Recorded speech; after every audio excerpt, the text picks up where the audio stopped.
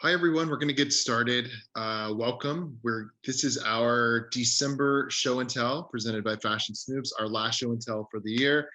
I am going to be the host today. I'm Michael Fisher, the VP of Menswear. I'm joined by some of my colleagues from around the globe. If you have not joined a show and tell previously, this is just a chance for us to get together monthly and share some current things that are inspiring us. Typically, these will lead to forecast and macro trends and other things down the road. But it's also just a really interesting opportunity just to kind of see what's all on our radars and how we can kind of try to draw some common denominators from that inspiration as we go. We do this the first Wednesday of every month. So this is the last one of 2021, and we will begin again when we're back from the holiday break in early January. Before we jump into today's links, I'm actually going to turn it over to Ashley, our lead of marketing, and she's going to go over some really great events and webinars and things that we have coming up soon. Hi, Ashley. Hi, thanks, Michael. Hi, everyone. Thanks for joining us today. So quickly, two announcements to share with you. The first is that our Spring Summer 23 digital trend immersion is now available for you to access on demand through our interactive online hub. So this features all of the content from the live event, which took place a few weeks ago, but it's broken down into the various different sections for easy viewing. You also get access to all of the market specific breakout rooms, which are listed at the bottom of the slide there. You can also add your own notes alongside the videos, which is really handy just to refer back to later. And for our clients, we have direct links to other supporting reports as well, so you can dig deeper into the trends. So clients can access it for free now through the Trend platform. It's listed underneath the videos and programs drop-down menu. And for non-clients, just head to our website. The link's at the bottom there, fashionsnoops.com/trend immersion, where you can pay online for immediate access. It's $250 for 14 days access to the full program. So that's the first announcement. The second piece of news I wanted to share with you is really exciting. So we've partnered with Browseware, who are the leading provider of 3D fashion design, to release 3D CADs for our 10 women's emerging must-have items for fall winter 22-23. So this is the first of many reports that will feature this incredible technology that will enable you to create 3D iterations of our trends. So the report is live now for clients on the Trend platform, which is, Michael, if you just skip to the next slide, we'll see if this video works. So you can see just a little snippet of the report here on the Trend platform. So you'll see an option alongside each of the 10 callouts to download the 3D virtual sample. You can download it in either a PNG file, or if you have the Browseware software already, this is called vStitcher, you can download the BW file where you can play around and alter the renderings as you wish. If you don't use Browseware's vStitcher already, you can request a 3-month free trial directly through the report. We will also be running a webinar, which is open to everybody, clients and guests, on the 8th of December, so a week today, where we will run through each of these 10 must-have items. We'll run through how we identified them, and then we'll also look at the digital renderings and show you, Browseware will show you how you can alter them. So please do join us for that. You can find the link on our website. So that is it from me, and I'll hand back over to Michael. Great. Thank you, Ashley. A lot of exciting things going on. Give me 1 second. I'm going to bring up our links for December, and we are going to jump right into this. We have some really cool things to end the year with. Okay. So first up today from our team is Patricia. Hi, Patricia. Hi, Michael. Hi, everyone. So since this is our last show and tell of the year, I thought it would be very fitting to share this article on 2021's words of the year. So basically every year, Collins Dictionary selects words that reflect the mood of the passing year that will have a lasting cultural significance. So for instance, last year, the words were lockdown and Black Lives Matter. The year before that, it was cancel culture. And this year, the words are NFT, which is the digital certificate of ownership of an asset like artworks. Chugi, which is a word that I was introduced by our VP, Melissa, and double vaxxed and metaverse. So we can watch the short TikTok video in this article to see which other words made the list.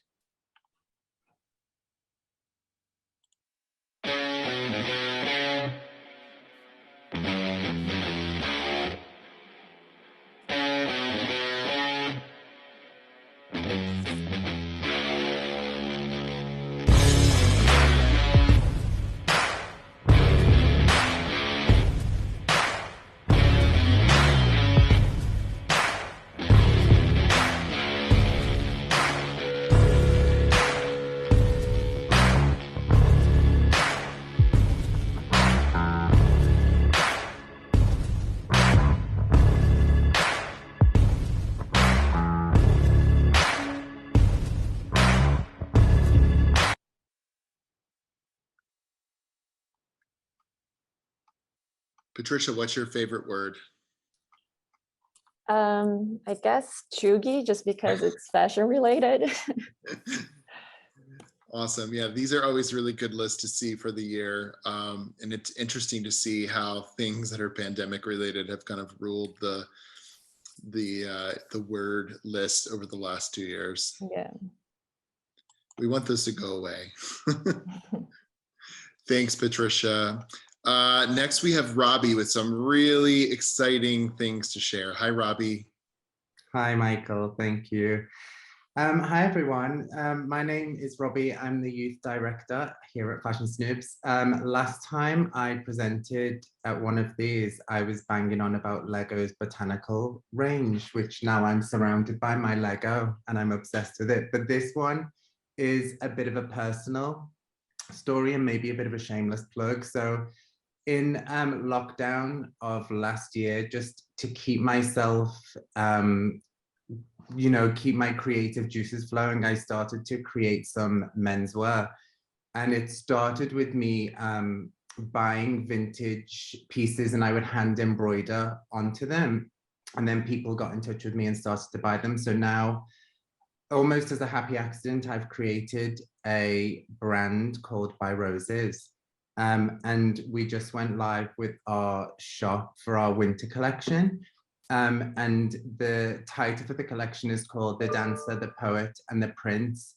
And for this, I was really inspired by Dutch masters and those amazing dark florals, where it's super like, almost got this melancholic vibe to it. So I wanted to capture some of that in the clothes.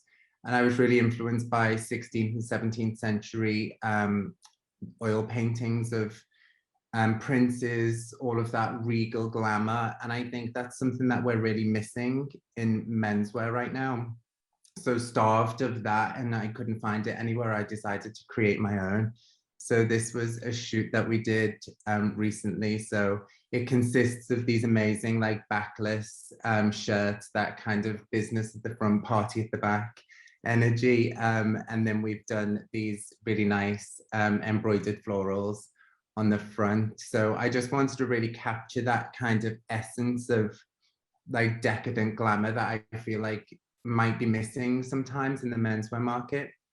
I think we all have a bit of a dancer, a poet, and a prince inside of us at all of these times. So I was really influenced by like the scent and smells that kind of take you back to a time of sharing like a meal with loved ones or sharing like special moments. So it's influenced by scent and yeah, like this kind of like glamour that I feel like is missing from the men's market.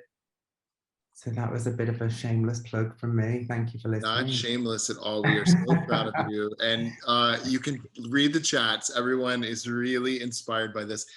For me personally, when I saw the link, I was obsessed with the colors and the dark grounds in the photo shoot. It was definitely giving me that Dutch still life inspiration that you were speaking of. But Well done, Robbie. These are beautiful. you. And as someone that works in menswear, I completely agree. Some of this glamour and just beautiful refinement is much needed and much appreciated. Yeah, I think it's just that whole art of dressing up. And I feel like sometimes the men's market misses that sometimes. And I think I'm trying to like coax everybody to kind of seek out their inner dandy I and love it. dress up. The dancer, the poet, and the prince, which is exactly how we describe you. I Thank love you. it. Robbie, you also have shared the Instagram. I just want to put it up so everyone can kind of Oh follow yeah, you sure.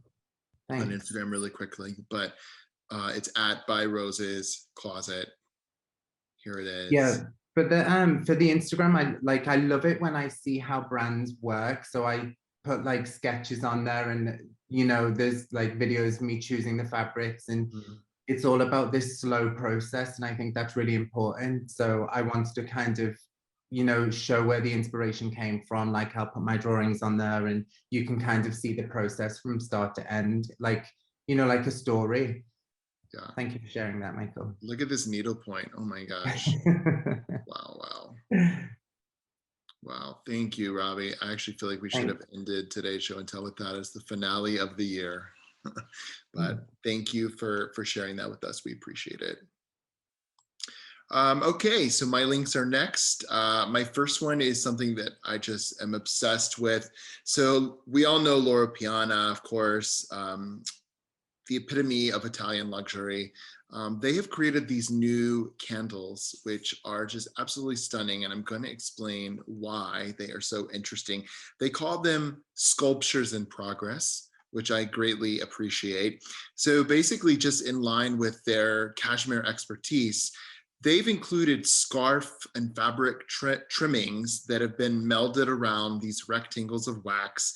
And they've kind of created this sort of container for the candle. So once the candle is burned out, the fabric shell remains. So you can kind of use it to hold pencils, knickknacks, etc. But it really becomes kind of a piece of art. So they've used jacquard and blue clay scraps. They've repurposed them.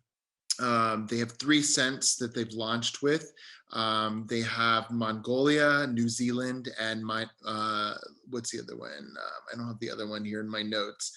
But basically, they describe them as spicy, smoky cedarwood scents. One of the scents, sweeter, more floral concoctions. The third one is a cleaner, fresher kind of smell that's inspired by snow-topped mountains. Listen, they're not cheap. Of course, Loro Piana is luxury. These are all about $400 US. But what I do love about this article from High Snobiety is they've kind of called these kinds of candles clout candles. So it just kind of coincides with other fashion brands that are venturing into candles and other home decor. But just wanted to share that. I think they're so, so beautiful. And I just love the idea of fabric remnants being left behind after you burn the wax down.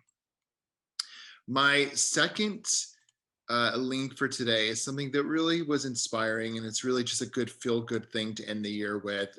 So obviously, even before COVID began, you have seen us and other media outlets mention this kind of loneliness epidemic, or, you know, kind of being starved for touch and intimacy. So, you know, a lot of people today are sadder and lonelier than they ever have been. What's really great is that people like this group of artists and urban designers in Krakow, Poland, have created this series of discussion benches that encourage people to sit down and have conversations with others. So they've painted all the benches in green and gray. There's a sign on the side that reads, "Sit here if you don't mind someone stopping to say hello." And they've, of course, put the typography in 3 different languages, Hebrew, Polish, and English. But it's just a really great idea. You know that if someone's sitting there and you'd like to intermingle with them as well and have a conversation, you may, and they're open to that. And I think that's just a really lovely bit of urban design that I just was a big fan of. Actually, if Rachel's on from our pattern graphics team, she actually was telling me about something that she's seeing where she is right now too, similar to this. Rachel, are you there? I am here. Hello. Hey. Yeah, I saw the list and I saw Michael's link, and there's a few grocery stores in Netherlands called Jumbo, and they have a specific register line. It's catered to the same kind of situation where basically instead of rushing through and just checking your groceries out, it's for people that want to have a bit more of a chat as well, which is super nice. I have not gone through that line yet, but maybe soon. And they also have a little cafe set up within the grocery stores as well to have a bit of a chat. So same kind of idea, but yeah, I really love this idea. So cute. I love that. We would never have a checkout lane like that in New York because no. No. But people are much more socially experimental where you are. Thanks, Rachel. We'll hear more from Rachel in a bit. And my final link today is just all about Beyonce's last drop, I believe, for Ivy Park, which is of course called Ivy Halls of Ivy. And I'm going to share the video lookbook in just a second, but I just kind of want to read a few things. Let me just pause this. She described the collection as a figurative space that is somewhere between where you are and now and where you aspire to be. Described by some as a club, others as a collective, Halls of Ivy is a boundless, unconfined place where everyone is welcome. What I really loved about this is that we've been talking a lot internally at FS about this kind of breakdown of barriers and kind of taking a lot of old traditional heritage and kind of making it much more modern and contemporary, taking away the snobbery of things. And so Beyonce has actually done that brilliantly in this. Just to describe the line really quickly, it's 89 apparel pieces for adults, 11 accessories, and 4 footwear models. As always, the sizing is super inclusive. It goes from extra, extra, extra small to 3XL for all the unisex styles and 1 to 4X for women's wear. There's children's wear as well, and of course the Adidas footwear that's there. And there's a lot of interesting children of celebrities that are featured in the video lookbook. You'll see Kobe and Vanessa Bryant's daughter, Natalia. You'll see Ryan Phillippe and Reese Witherspoon's children, Ava and Deacon Phillippe. Also James Harden and Jalen Green, who are NBA players, and a bunch of other people. But let me play this. It's going to drop on December 9th. It says it will be globally in person on December 10th. It's just for 24 hours. Of course, it will be gone within minutes, but let me play this beautiful video lookbook for you.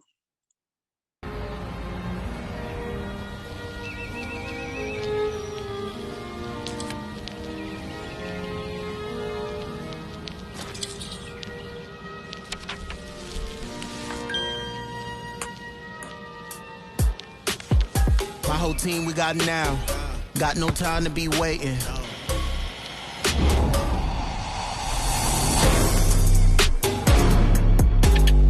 I got champagne in my locker, and it's gonna rain on my friends. I got W's on my schedule, no, and they no change in my plans. I got haters out in the upper section, and they gon' watch when I dance. I put diamonds all in my trophy just so it can shine in my hand, cause it feel good to be me. Feel good to be me, ooh, it feel good to be me, ooh, I got all that I need, I got all that I need.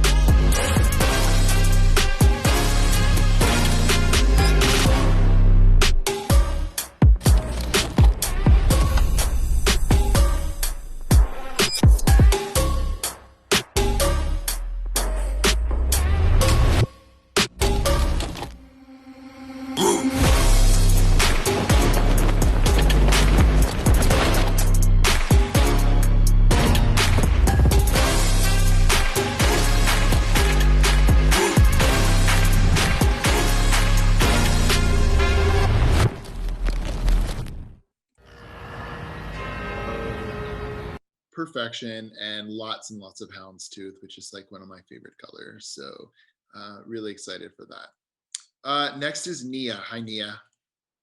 Hi, everyone. I'm Nia Silva, the materials director at FS. So for my first link, I came across this really interesting project called Pollinator Pathmaker. And in short, it's an AI project that predicts how gardens designed by nature's pollinators like bees and butterflies could look, and what the creator felt ultimately should look. And if you're a client and familiar with our cultural sentiment and cultural aesthetic, our grow, when this is such a great confirmation, I thought of that. The project has been in works for a few years now, so you might have read something about it last year, but it just launched this month. So it's by artist Alexandra Daisy Ginsberg, and she collaborated with local horticulturalists, pollination experts, and engineers. So Michael, you can start clicking through and I can explain a little bit more. So as Michael clicks through, basically the site takes you through the process of building a garden like a bee or a butterfly. So you can make your selections in garden shape and size and location. You can also kind of pick certain details like soil type and light exposure. And then the tool creates or generates a unique pattern populated with specific plants, pathways, and patterns that can be downloaded actually after you're done with the step-by-step planting instructions, so that, you know, any of the users kind of using the digital tools here can then maybe apply that to their own backyards or any gardens that they have access to. But what I really love is that, you know, like, although the gardens can feel, you'll see at the end, a bit kind of messy and unorganized, the plots are actually a lot smarter and stronger, they say, since they're super tailored to consider all the natural factors like the foraging styles of different species, biodiversity, and plant optimizing for the greatest output. So definitely would suggest you guys play around with it. It's such a cool project and tool, and also just really stunning as well. And also, you know, kind of one of their intention was to raise awareness for species decline in bees, which is a huge threat to our natural system.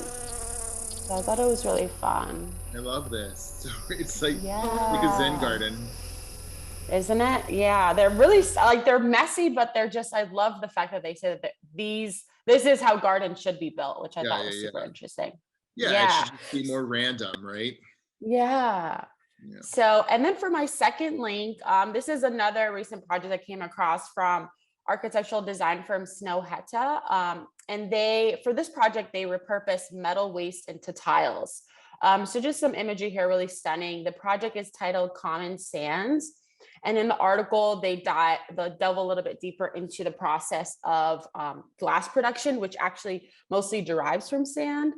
And then a lot of glass is used in electronic devices. So essentially, they're kind of going backwards, where instead of creating virgin glass from sand, they're taking a more sustainable approach and breaking down these like pre-existing electronic goods into that would otherwise be discarded into like really new stunning tiles that kind of feel kind of like terrazzo.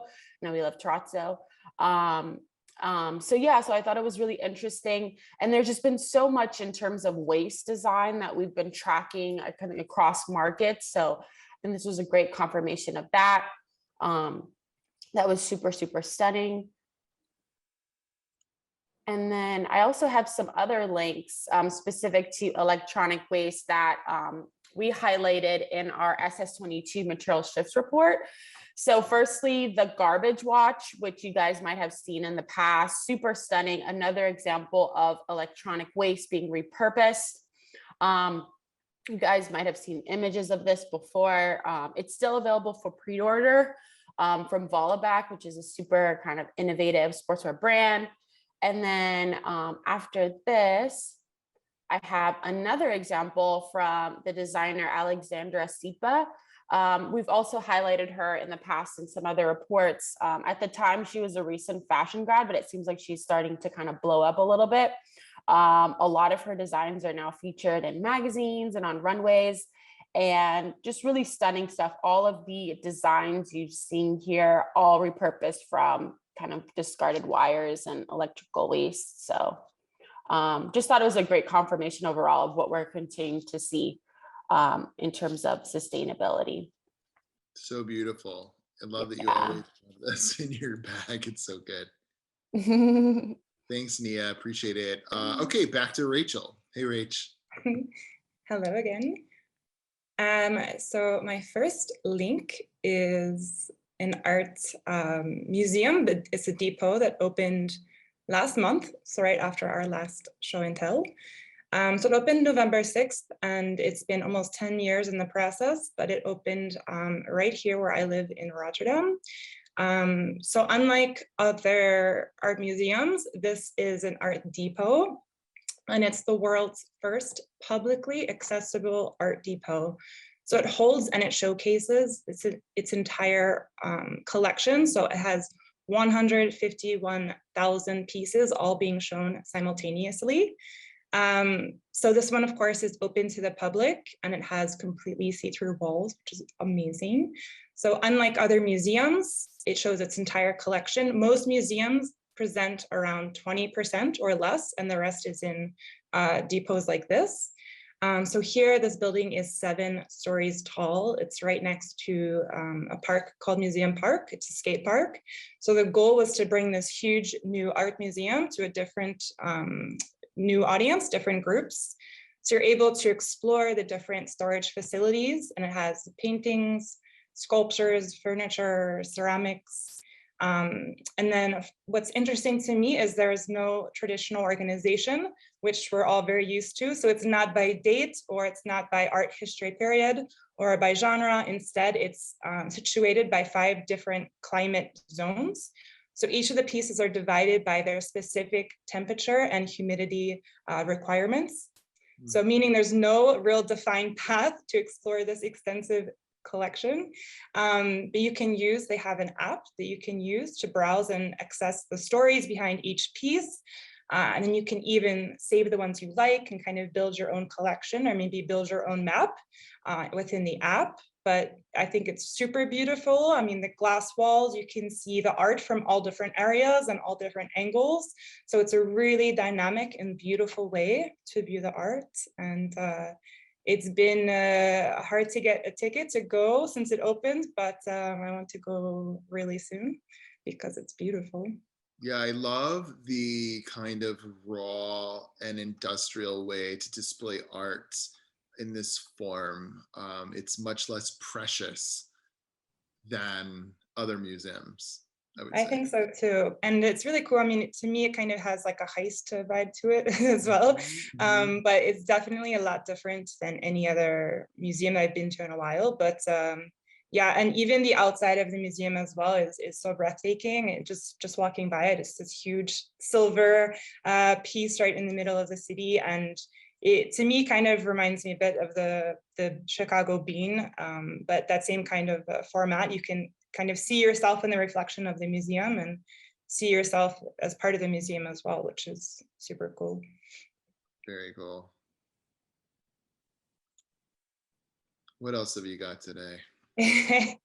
My next one is super fun. It is this 3D artist that I think is amazing. I really like his work. He's a German artist. So he works in 3D, that's his medium, and he makes these futuristic blobs. But this is, and I definitely recommend Sound On for these because it's really good. So this is his latest project, and I put these on a little bit for Nia as well because it's called Material Exploration. So it made me think of what maybe a material designer would do in a 3D. But he worked with musicians Jürgen Brahms and Vincent Semlinger. So they created the music, he created the pieces, but for me, I really loved how it's something that kind of, we speak a lot about blurring between digital and reality. And here you can almost feel the fabrics, you know, whether it's something that's super glossy or these really thick wool or plaid. Yeah, I really love, but also he created these during COVID because he wanted people to get that sense of joy and nostalgia, and also think about the last pre-COVID dance that they had and smile. But it definitely made me smile. But let me play some sound. Hold on.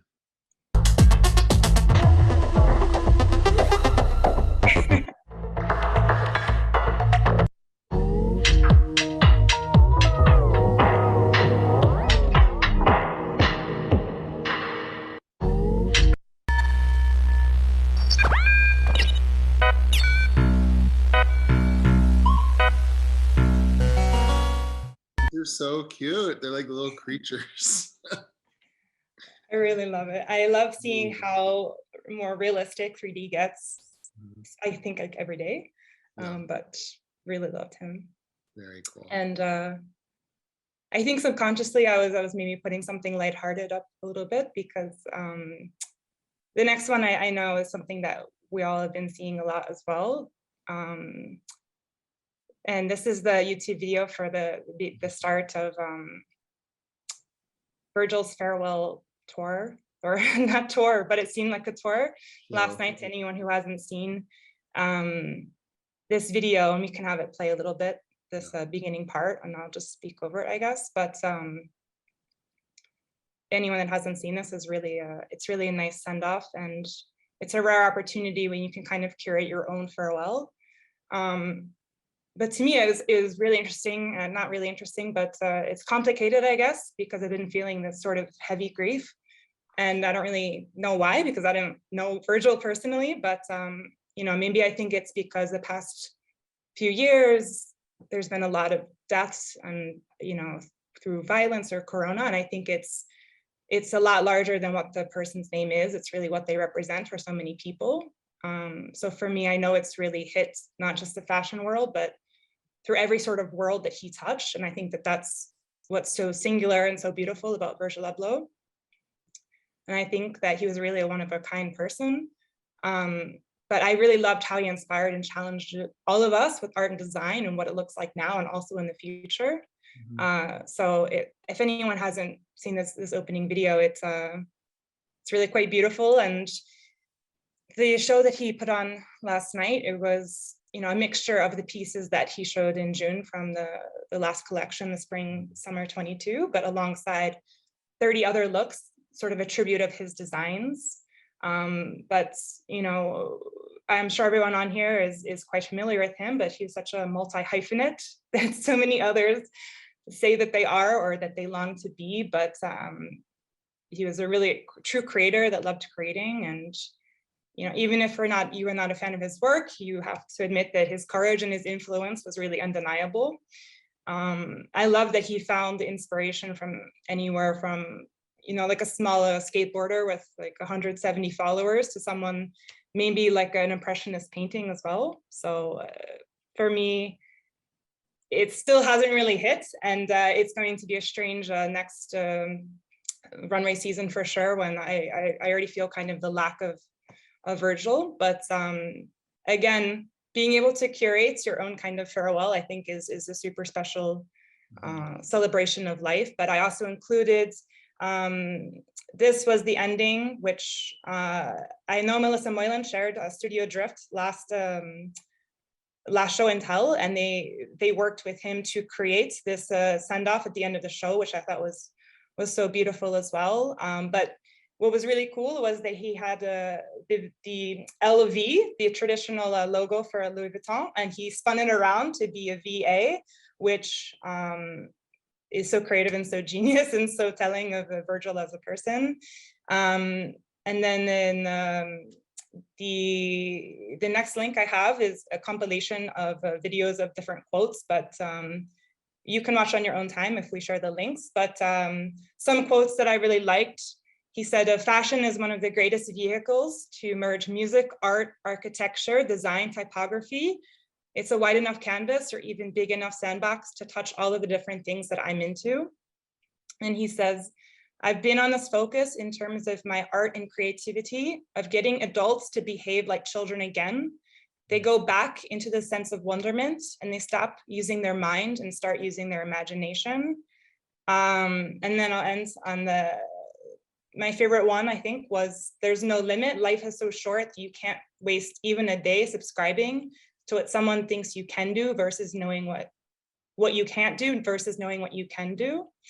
So yeah, I really, you know, I wanted to speak to this. I know it's maybe not traditional show and tell, but I like being able to talk about it with all of you. And I think that is a beautiful show, and yeah, happy that definitely what was done with the drones at the end, and that this was kind of pre-planned with him and his family, is just a pretty amazing way to leave your signature on design. And I think probably a lot of people are doing what I've done the last 24 hours, going back and watching a lot of interviews from the last 2 years, Business of Fashion and other media outlets, just to kind of hear how he was truly a visionary, marrying the worlds of streetwear and high design better than probably anyone has ever done.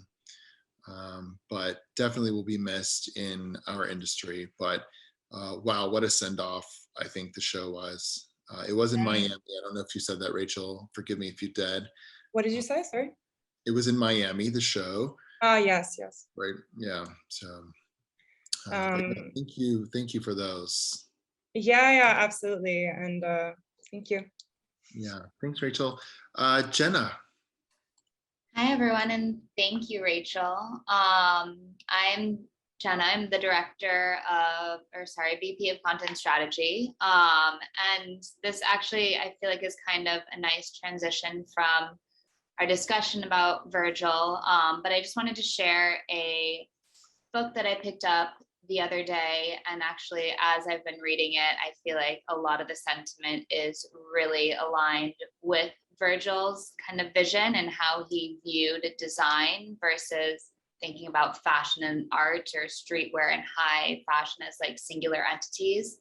But this is, I've linked the publisher's URL here for anyone interested in publishing it. I think you can also get it other places as well. I think this is probably only able to be purchased if you live in Europe. I'm in New York, so you can get it other places as well. But this is, the title of the book is Are We Human? And it's notes on an archaeology of design. And it's by the co-curators of the Istanbul Design Biennale back in 2016. So it's not a brand new book, but I think the concepts and the ideas within it are really profound, especially I think for us as forecasters and the way that we kind of look and approach design through the lens of so many different outlets and different areas. But what I really loved is essentially what they're doing in this book is the co-curators kind of look at design from an archaeological perspective. So kind of what design means and thinking about it, not just kind of what it is as an object, but also the fact that we're living in it right now and how design has evolved, but also that design is in essence human, sometimes even more so than a person is human, because it's a complete kind of representation of what's inside our minds or our thoughts or kind of what we're feeling. So I'm only probably halfway through it. It's so prolific. It reads like poetry. I highly encourage you to purchase it and read it for yourself if you have any interest or feeling the need to be inspired. But I did just want to read this one little section on the very introduction of the book, because I think it also will resonate with a lot of us as within our team. I think after reading through this, I really do think of us and what we do as kind of archaeology and anthropology, but I love this kind of archaeological sort of lens. So just going to read this little piece from the book.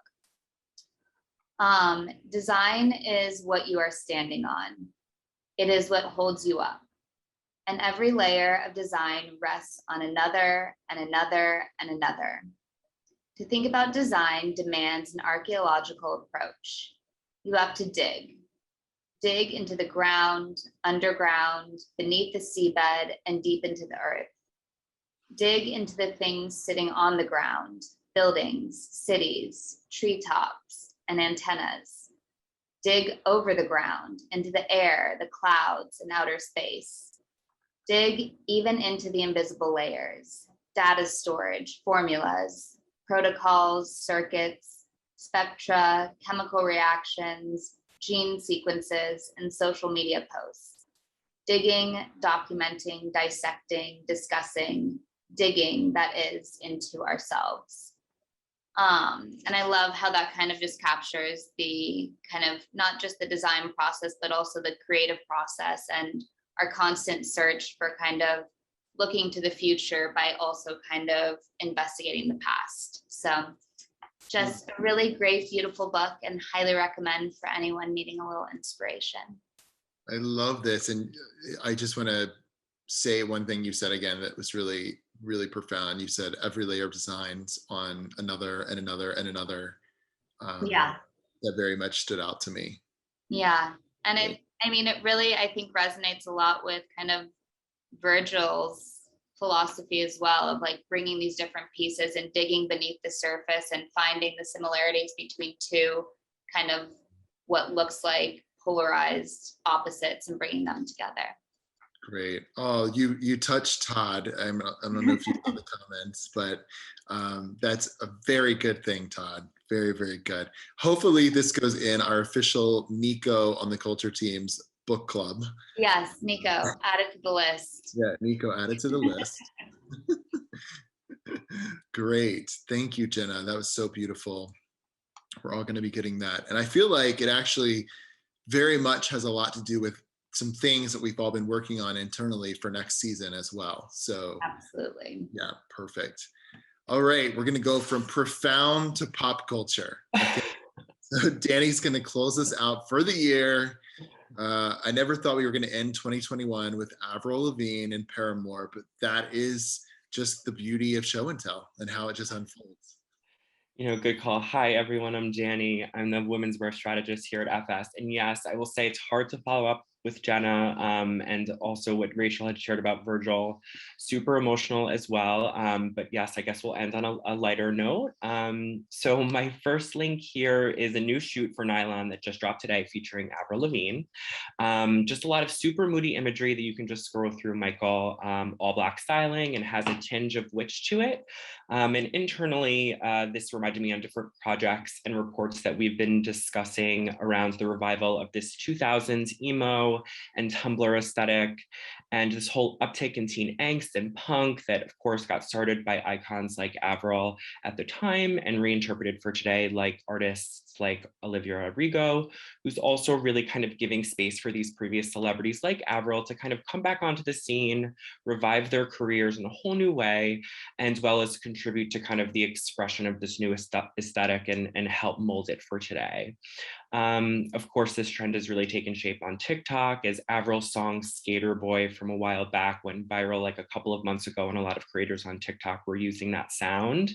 And also just this whole revival just pairs well with that platform in general, as Gen Z's super vulnerable, really in their feelings, and just aligns perfectly with this new expression of emo.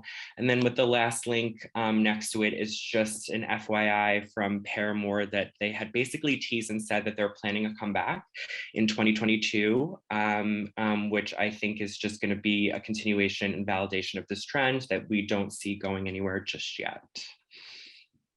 Perfect. And a tinge of witch, as you said, that's all Yes. it has to be. Just a tinge of witch. Thank you so much, Danny. So those of you who are out there not on our team, if you would like to possibly contribute something to a future show and tell in 2022, please email me at michael@fashionsnoops.com and let me know what you'd like to share. If there's something that's inspiring you, art, music, design, literally there's no right or wrong, and you'd like an opportunity to share it with everyone that's attending these global show and tells, then please, once again, email me at michael@fashionsnoops.com. I think that is a perfect way to end us for the year. Hopefully you've been joining a lot of our show and tells and trend immersion and all of our other events that we've presented. I hope that you will go into this next year feeling inspired. I hope that you will not feel guilty about taking a moment to pause from all of the chaos in your life, your work, whatever it may be, even if it's something that you enjoy, just taking a pause from it and just kind of, staring into the abyss, if you will, or staring out into space. Don't feel guilty about that, because it's actually something that's crucial to your creative process and your creative journey. If there's anyone on our team that would kind of like to also just put out a little nugget of wisdom going into the holidays, please feel free.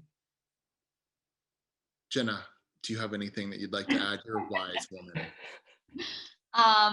I mean, not so much wise. I just want to thank everyone for joining us for these. I think it's been a really interesting experience, kind of bringing the outside in for these meetings that were used to be in physical space internally within our company and our organization. And it's been great to kind of have the Zoom opportunity for the chat while everyone's presenting, even with our team, to be able to kind of be commenting and sharing what we're feeling as everyone's presenting. So I just thank everyone for joining us for these. And it's been an interesting and kind of enjoyable experience, also getting to meet and get to know a lot of you as well. It's great. We've opened these up to everyone for almost a year and a half now since COVID began, and we very much feel your energy through the screen. We love when you comment and tell us things that you love, and this really applies to any webinar that we do, any event that we do. Even if we're not together in person, we feel you, we feel your energy, we feel your creativity, and we hope that you can kind of feel ours as well. As you know, we are a heart-led team here at FS. It's very much beyond just a PDF of a trend report. We really hope that you can kind of feel the heart and soul that we put into our content. That's kind of how we work. That's our vibe. So I see that Lily's on, and I don't want to put her on the spot, but she's so wise with words. I'm trying not to put my camera on because it's fine. way too late for me. But yeah, I have nothing to add because you said it so beautifully, Michael. Honestly, it's we love seeing all of you on chat, and we love you guys, you know, all of you joining us for every one of these show and tells. So inspiring for me to just sit back and watch and listen in as well. But yeah, I don't think I'm not ready to say like Happy New Year yet or anything. I think we still have a full month to go. So. But it is our last show and tell, and it's only December 1st, so let's all. Yeah, it's only December 1st. I'm not ready for this year to end just yet. But yeah, well, we have a lot of amazing things coming up. Yeah, we do. We're launching our new season, Spring Summer 23, very shortly. So for those of you who are clients, there's some, or sorry, not Spring Summer 23. Fall Winter 23. It's all merging, all the seasons. No, it's a really Summer 23 is done. Yeah, we're working on so many things at this moment, just before, you know, just to launch before the year ends. So we're deep in many of the reports you'll be seeing. So we're excited to share those with you. But a great job, team, always bringing amazing ideas to the table and inspiring all of us. Awesome. So we will see you all again on Wednesday, January 5th, 2022. Hopefully we'll have some really amazing things to share that inspire us through the end of the year into the beginning of the next. We appreciate you. We see you. We feel you. And we'll see you next year. Thanks, everyone. Happy holidays. Bye, everyone.